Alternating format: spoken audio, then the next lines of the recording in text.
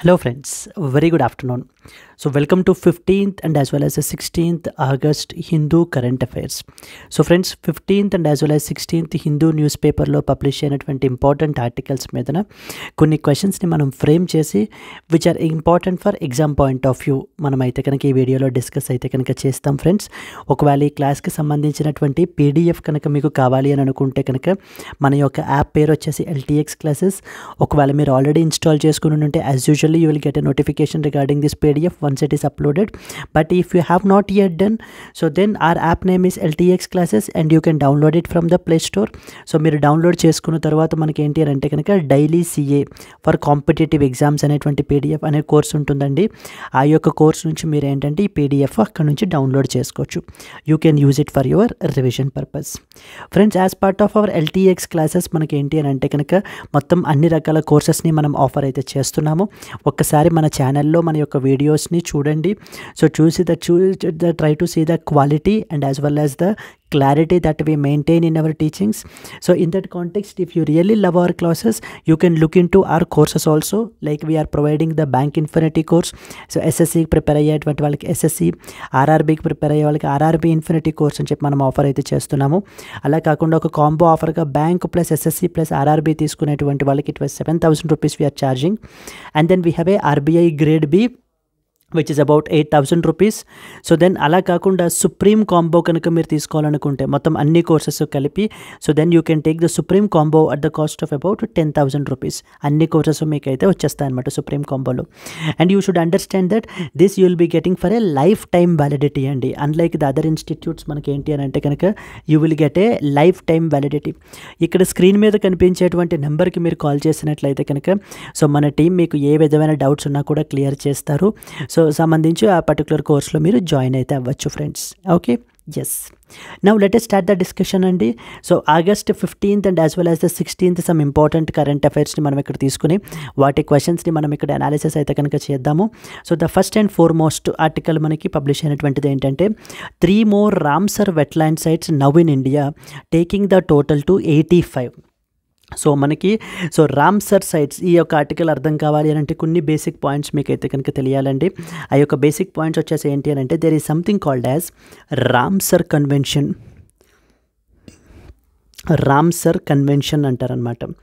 Ramsar convention or it is also known as the convention on wetlands of international importance. Convention on wetlands of international importance అంటాం అనమాట మనము. Convention on wetlands of international importance we call it as the Ramsar convention.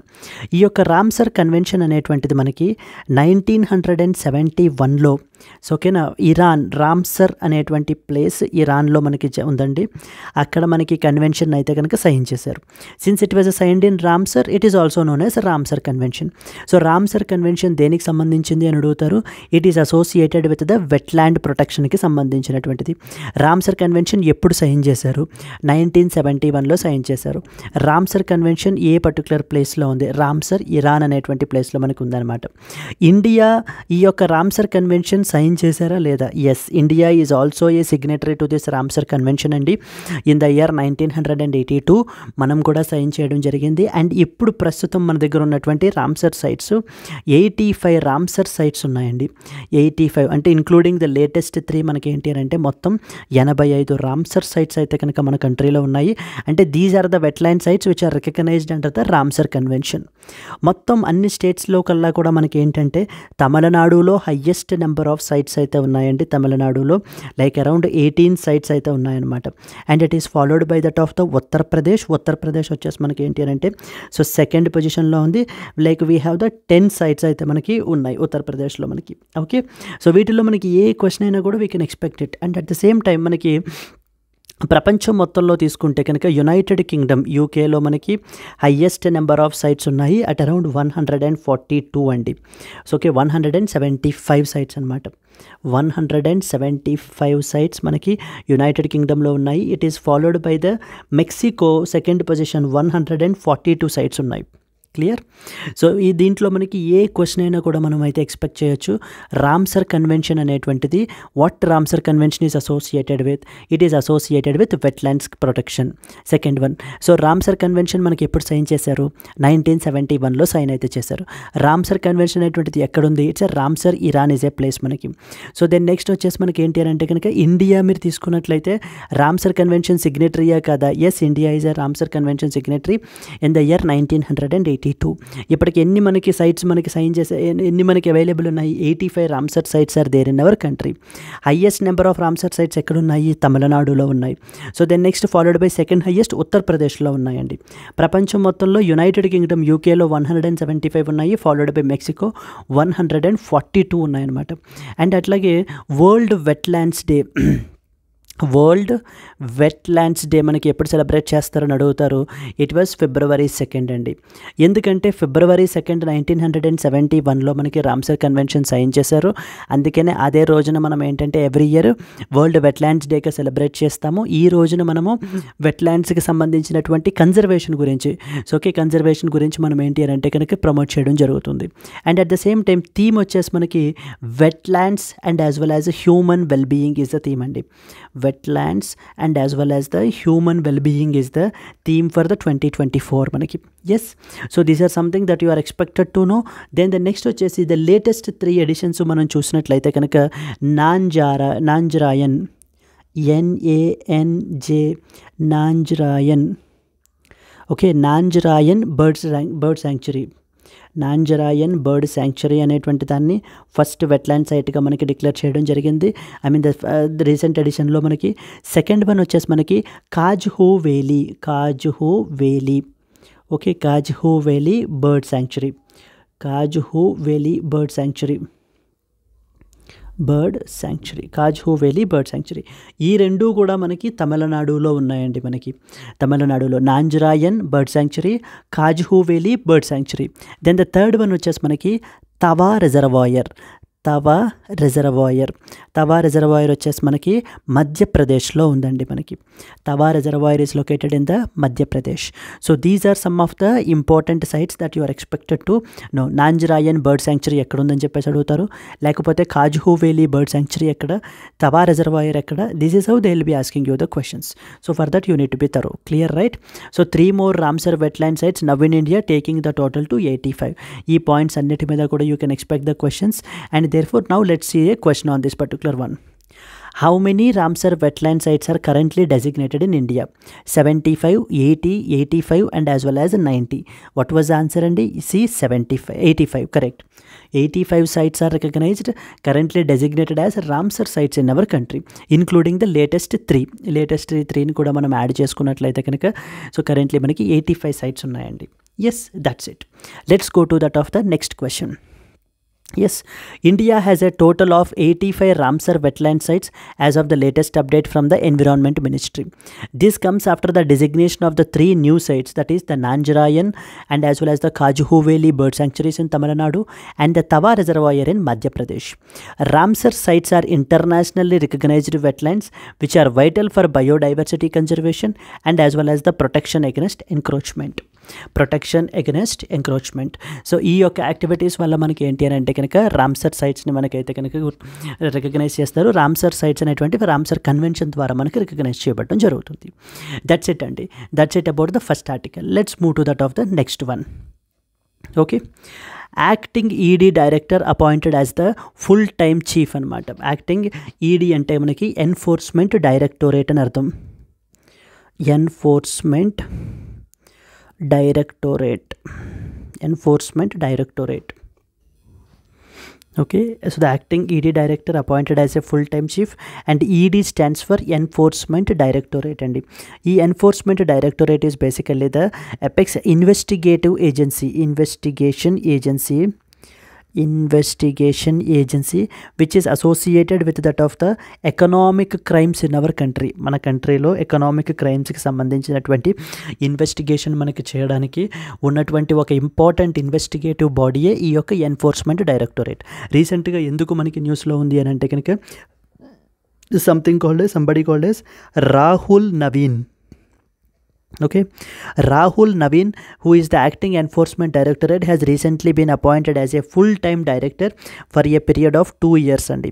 So Rahul Naveen అనేటువంటి పర్సనాలిటీని మనకి ఏంటి అని అంటే కనుక for a period of 2 years as a full time డైరెక్టర్గా మనకి ఎన్ఫోర్స్మెంట్ డైరెక్టరేట్కి డైరెక్టర్గా మనకి అపాయింట్ చేయడం అయితే కనుక జరిగింది. So with this Rahul Naveen has been appointed as అనేటువంటి నేమ్ అయితే అడుగుతారు, లేకపోతే who of the following has recently been appointed as the director for the enforcement directorate అని కూడా మనకి అడిగేటువంటి అవకాశాలు ఉంటాయి.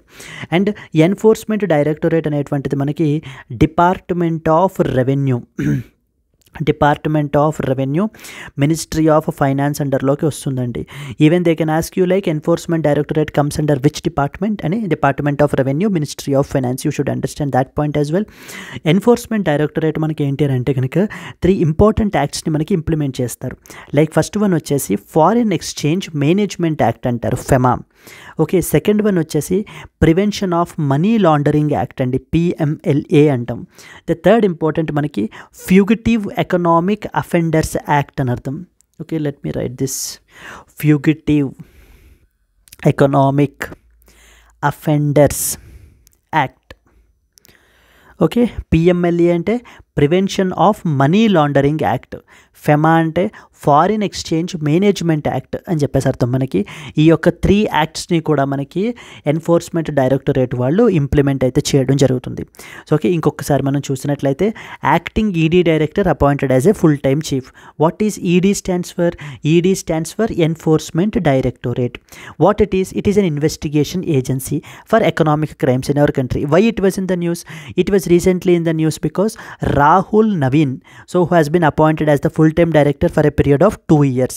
It comes under which department? It comes under Department of Revenue, Ministry of Finance.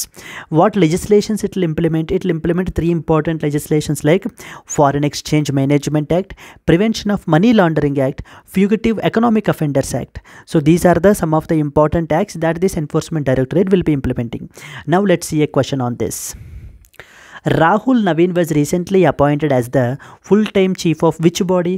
CBI, National Investigation Agency, Enforcement Directorate, Narcotics Control Bureau. So the answer is C, Enforcement Directorate. Correct andi. Rahul Naveen was appointed as a full-time chief of which body ante Enforcement Directorate is the answer. Let's go to that of the next question. So Rahul Naveen, a 1993 batch Indian Revenue Service, so income tax officer who has been appointed as the Director of Enforcement Directorate for a period of 2 years. He previously held the position of acting director since September last year after the tenure of his predecessor Sanjay Kumar Mishra ended. What ED is responsible? ED is responsible for investigating the cases of financial fraud and corruption under the Prevention of Money Laundering Act, PMLA, Foreign Exchange Management Act, FEMA, and even one more, Fugitive Economic Offenders Act and FEOA. This appointment is significant in light of ongoing sensitive investigations. True. This was a next important thing you are expected to know. Let's move to the next one. Yes, 75,000 new medical seats in the next 5 years, says Prime Minister. So Prime Minister Modi during his Independence Day address recently మనకి ఈ యొక్క medical ఫీల్డ్కి సంబంధించినటువంటి ఒక announcement అయితే కనుక చేశారండి. So రానున్న 5 ఏళ్లలో 5 ఇయర్స్లో మనకి 75,000 న్యూ మెడికల్ సీట్స్ని అయితే కనుక క్రియేట్ చేస్తాము అని చెప్పేసి, సో దట్ మనకి ఏంటి అని అంటే కనుక ఈ యొక్క మెడికల్ ప్రొఫెషనల్స్ సో మన కంట్రీలో వేరే కంట్రీకి వెళ్ళాల్సినటువంటి అవసరం లేకుండా సో మన కంట్రీలోనే ఆ యొక్క డిమాండ్కి మీట్ అయ్యేలాగా 75,000 సీట్స్ని అయితే కనుక మనకి క్రియేట్ చేస్తాము అని చెప్పేసి prime minister Narendra Modi has given in his independence day speech. This is something that you are expected to know. How many new seats are expected to be created in the medical field in the next 5 years అని చెప్పేసి అడుగుతూ ఉంటారు. It was 75,000 seats is the answer.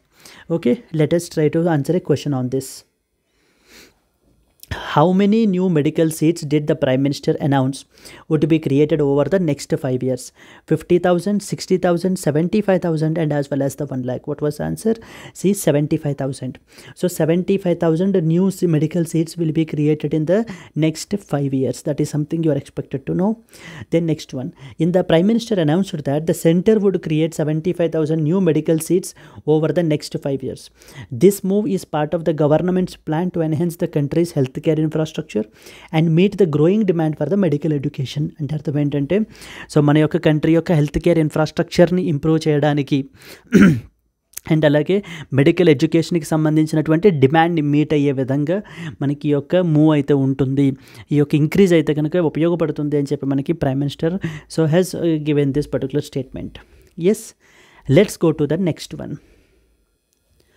Cut the GST for digital news subscription, I&B ministry.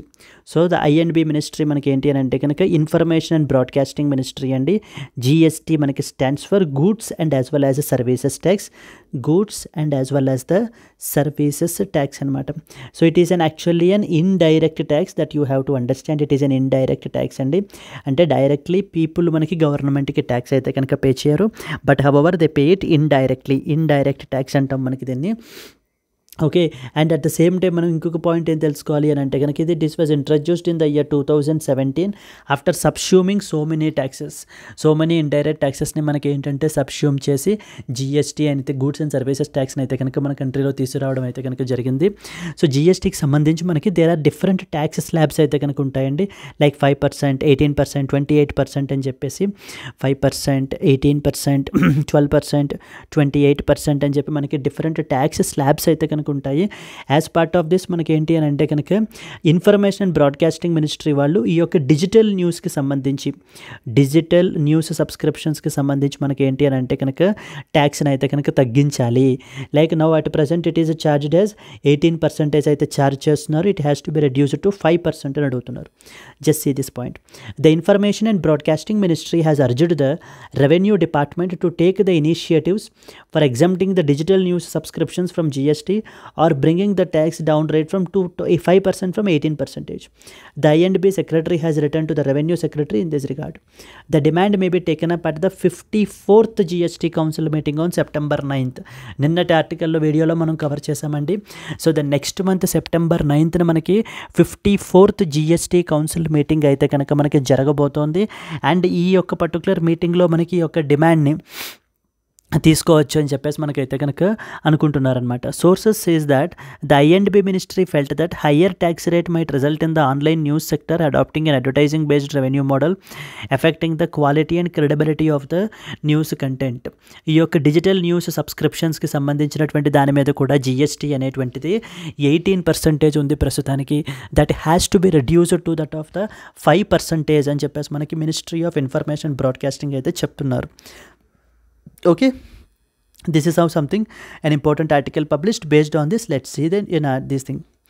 What is the current GST rate on the digital news subscriptions that the I&B ministry is seeking to reduce? అంటే ఎంత percentage ఉంది అని చెప్పేసి మనకు అడుగుతున్నారు. 5%, 12%, 18% and 28%. So what was the answer అండి? It was C 18% is answer మనకి. Okay, so it is the C what is the current GST rate అంటే కనుక 18% is the answer that is for this particular thing. The Information and Broadcasting Ministry has urged the Revenue Department to either exempt the digital news subscriptions from altogether GST or reduce the current GST rate from 18% to 5%. This request may be considered in the upcoming GST Council meeting. The ministry is also concerned that a higher tax rate could push the online news sector towards an advertising-based revenue model, which might impact the quality and credibility of the news content. So, మనం ఎప్పుడైతే కనుక ఈ యొక్క higher tax రేట్స్ని మనం పెట్టడం జరుగుతుందో it will definitely impact the quality and as well as the క్రెడిబిలిటీని మనకి ఏంటంటే దెబ్బతీసేటువంటి అవకాశాలు అయితే కనుక ఉన్నాయి. So therefore bring it to zero tax altogether or make it at least 5%. So digital news subscriptions instead from the current 18% అని చెప్పి మనకి సో చెప్తున్నారండి. Let's go to that of the next article. India emerging as a global hub for defence manufacturing. So prime minister Narendra Modi యొక్క independence day speech అండర్లో మనకి ఆయన మాట్లాడినటువంటివి కొన్ని important points ఉన్నాయండి. First important point ఏంటంటే కనుక డిఫెన్స్ ఎక్స్పోర్ట్స్ గురించి అయితే కనుక మాట్లాడారు. డిఫెన్స్ ఎక్స్పోర్ట్స్ అయితే కనుక ఆల్ టైమ్ రికార్డ్ రీచ్ అయ్యాయి అని చెప్పేసి చెప్తున్నారు, which is around 21,083 crores. 21,000 crores అయితే మనకి ఏంటంటే ఈ యొక్క డిఫెన్స్ ఎక్స్పోర్ట్స్ అయితే కనుక పెరిగాయి, విచ్ ఈజ్ ఏ 32.5% ఇంక్రీజ్ అని చెప్తున్నారండి.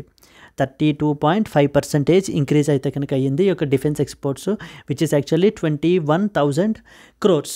Okay, this were the defence exports అయితే కనుక పెరిగాయి. సెకండ్ ఇంపార్టెంట్ ఏంటి అని అంటే కనుక మనకి so second one is something called as positive indigenisation list అంటారండి. Positive indigenisation list. Positive indigenisation list అంటే అర్థం ఏంటంటే, so the ministry of defence వాళ్ళు ఒక లిస్ట్ని పబ్లిష్ చేస్తారనమాట. ఆ యొక్క లిస్ట్ ఆఫ్ ఐటమ్స్ ఎప్పటి వరకు మనకి ఏంటంటే ఇంపోర్ట్ చేసుకుంటున్నాం, అంటే మన కంట్రీలో వాటి మ్యానుఫ్యాక్చరింగ్ లేదు కాబట్టి సో వాటిని మనం ఏంటి అని అంటే కనుక ఇంపోర్ట్ చేసుకుంటున్నాం. ఇక నుంచి ఏంటి అంటే పాజిటివ్ ఇండిజినైజేషన్ లిస్ట్లో మెన్షన్ చేసిన ప్రొడక్ట్స్ అన్నీ కూడా డొమెస్టిక్ ఇండస్ట్రీ నుంచే, అంటే ఇండియన్ ఇండస్ట్రీ నుంచే పర్చేస్ చెయ్యాలి అని చెప్పి తీసుకొచ్చినటువంటిదే ఈ యొక్క పాజిటివ్ ఇండిజినైజేషన్ లిస్ట్ అనమాట. పాజిటివ్ ఇండిజినైజేషన్ లిస్ట్లో సమ్వేర్ అరౌండ్ 5000+ ఐటమ్స్ అయితే 5200 ఐటమ్స్ అయితే ఆల్రెడీ ఉన్నాయి మనకి. 5600 ఐటమ్స్ ఆల్రెడీ మనకైతే కనుక ఉన్నాయి దీంట్లో అని చెప్పేసి మనకి prime minister has quoted this one as well. 5600 items already మనకి పాజిటివ్ ఇండిజినైజేషన్ లిస్ట్లో ఉన్నాయి అని చెప్పేసి మనకి ఆల్రెడీ చెప్తున్నారండి. This was the second important point. The third important ఏంటంటే కనుక the growing role of women గురించి కూడా మనకి మాట్లాడారు. ఇది ఇక్కడ మనకి ఆబ్జెక్టివ్ క్వశ్చన్స్లో మనకి దీని మీద అడిగేటువంటి క్వశ్చన్స్ పెద్ద ఏమి ఉండవండి, but you should understand the first one ఏంటి అనేటువంటిది ఇంపార్టెంట్. ఎన్ని వేల కోట్లు మనకి డిఫెన్స్ ఎక్స్పోర్ట్స్ 2023-24లో రికార్డ్ అయ్యాయి అని చెప్పేసి అడుగుతూ ఉంటారు. You should understand that it is 21,000 crore అయితే మనకి రికార్డ్ అయ్యాయి అనమాట. Let's try to see the answers. So first one చూడండి. సో ఈ క్వశ్చన్ ఆన్సర్ చేయడానికి ట్రై చేయండి. India's defence exports in the financial year 2023-24 reached a record high of how much? 10,000 crore, 15,000 crore, 21,000 crore and as well as 28,000 crore. The answer is C, 21,000 crore అండి. So 21,083 crores is basically the defense exports in the financial year 23-24 అనమాట. It reached a significant high. Okay, next question. So some important matter. India's defense exports in the financial year 2023-24 reached a record high of 21,000 crore, marking a significant increase of 32.5% from the previous year. This remarkable growth in the defense exports highlighted the India's emergence as a global hub in defense manufacturing, aligning with the country's focus of becoming Atmanirbhar Bharat. Atmanirbhar ante self-reliant అని అర్థం. Like instead of depending on the other countries, it is basically depending on our own country. That is a self Reliance is something అయితే మనం achieve అయితే చేస్తాము అని చెప్పేసి చెప్తున్నారు. And ఈ యొక్క డిఫెన్స్ ఎక్స్పోర్ట్స్ వచ్చేసి it has reached a record high of about 21,000 crore అయితే కనుక మనకి సో రీచ్ అయ్యాయని చెప్పడం జరుగుతుందండి. So these are something you are expected to know. Let's move to the next one. Okay, in the global defense production and exports. The next one, Al Shahabab growing from the Somalias రూన్. Okay, so అనేది చెప్పేసి other important article మనకైతే publish అయిందండి. ఇది మనకి ఏంటి అని అంటే there is something called as an important militant group called as Al షహబాబ్.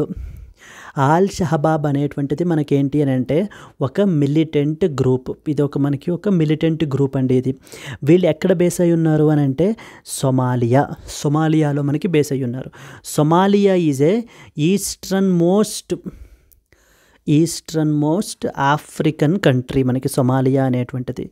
Somalia యొక్క క్యాపిటల్ అడిగారు అనుకోండి, Mogadishu is the capital of Somalia. Okay, and at the same time మనకి okay this is something that is in the news. So ఏమేం తెలియాలి మనకి? సొమాలియా వచ్చేసి మనకి ఏంటంటే ఈస్టర్న్ మోస్ట్ ఆఫ్రికన్ కంట్రీ అని తెలియాలి. Mogadishu is the capital of this Somalia. And Al Shabaab is a militant group that is based in Somalia. So okay, and at the same time one more African country ఉందండి మనకి. one more African country is like Nigeria యొక్క అక్కడ ఉన్నటువంటి terrorist militant group ఏంటి అని అంటే కనుక Boko Haram is the other important terrorist group in the Nigeria. మనకి ఇక్కడ మనకి సొమాలియాలో ఎవరు మనకి Al Shabaab is a terrorist group in the is a militant group in the Somalia. Yes, so let us try to answer a question on this. Al Shahabab, a militant group often mentioned in the news, is primarily based on which country? Ethiopia, Kenya, Somalia, and as well as Sudan. What was the answer అండి? So therefore the answer is Somalia. Correct. Al-Shabaab is a militant group that is mentioned in the news, is primarily based in which country అంటే Somalia is the answer. In case ఒకవేళ మనకి బొకో హరామ్ అడిగినట్లయితే బొకో హరామ్ వచ్చేసి మనకి ఎక్కడ మనకి Nigeria. So ఓకేనా, Nigeria president ఎవరండి? Who is the president of Nigeria? So okay, Bola Ahmed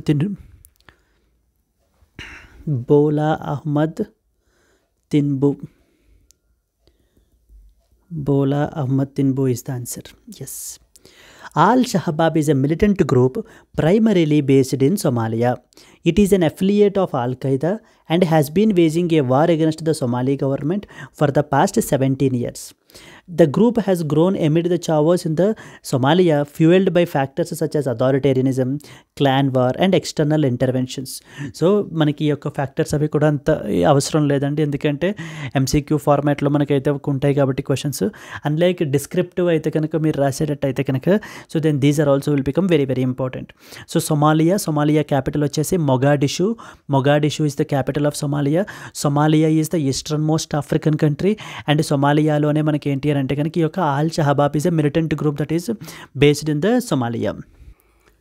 Next question. Okay, Al-Shabaab's influence has expanded beyond Somalia with operations affecting neighboring countries like Kenya and Ethiopia కూడా effect అవుతుంది అని చెప్పేసి మనకైతే కనుక ఇచ్చారండి. Then the next one మరి చూసినట్లయితే daughter of former Thai prime minister to be voted to power.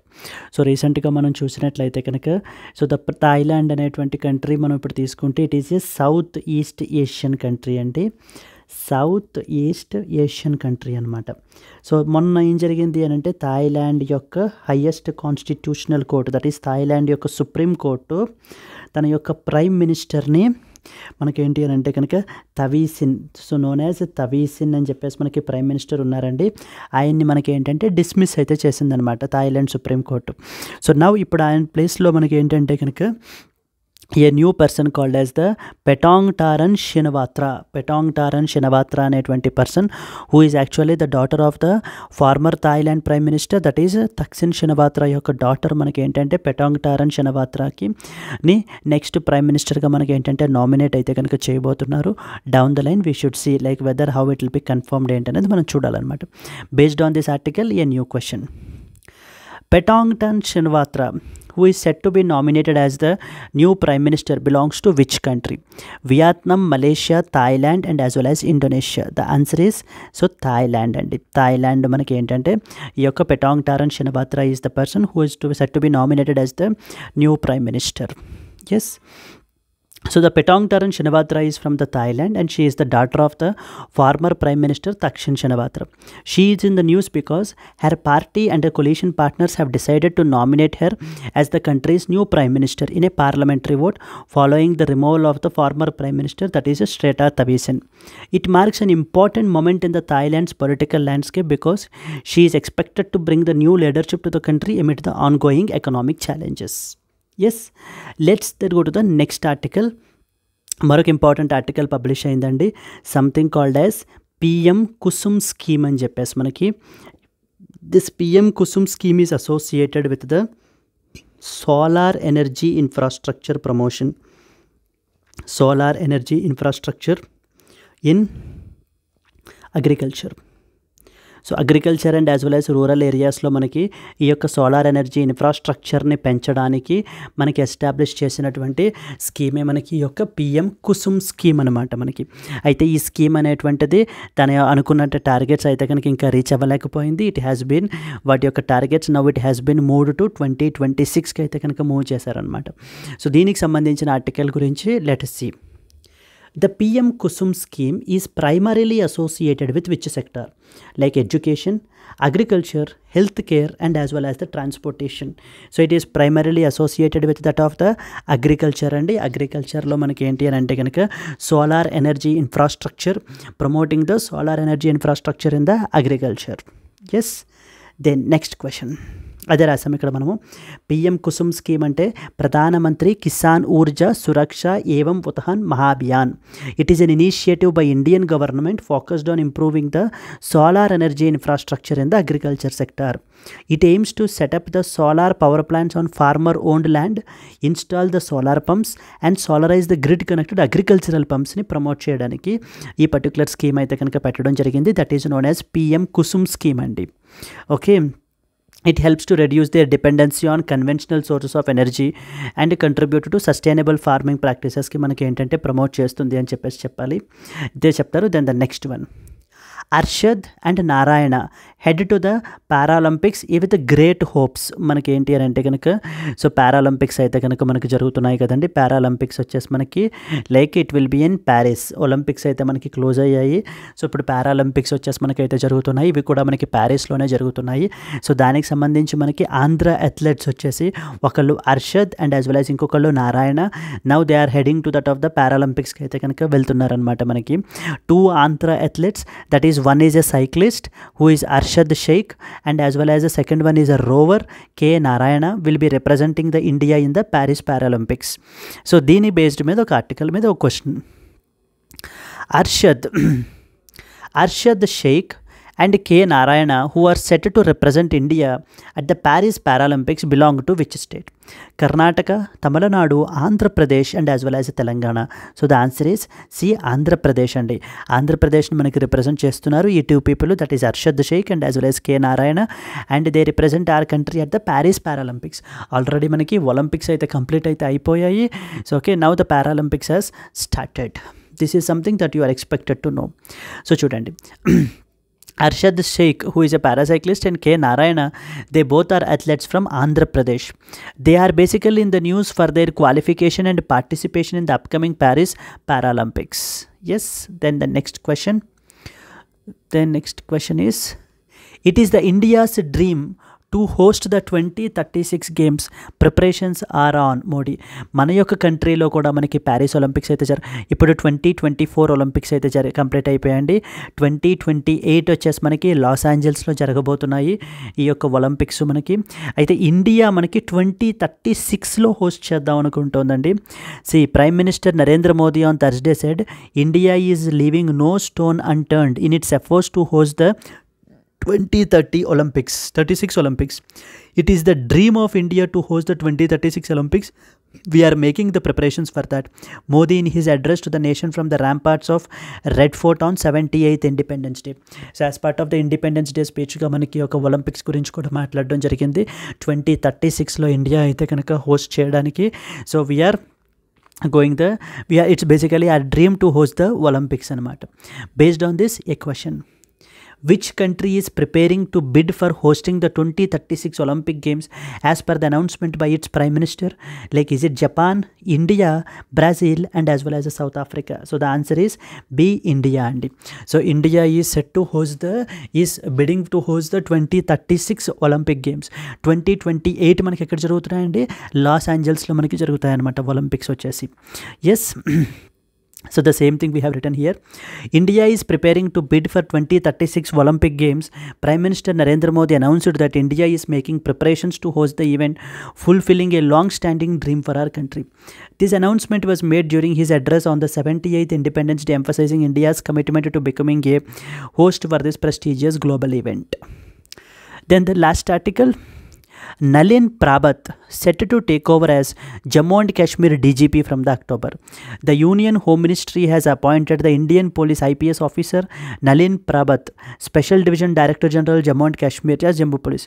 He will take over as the DGP, Director General of Police of the Union Territory of Jammu and Kashmir. And Jammu and Kashmir యొక్క DGP కింద మనకి నలిన్ ప్రాబత్ అనేటువంటి IPS ఆఫీసర్ని అయితే కనుక appoint చేశారు.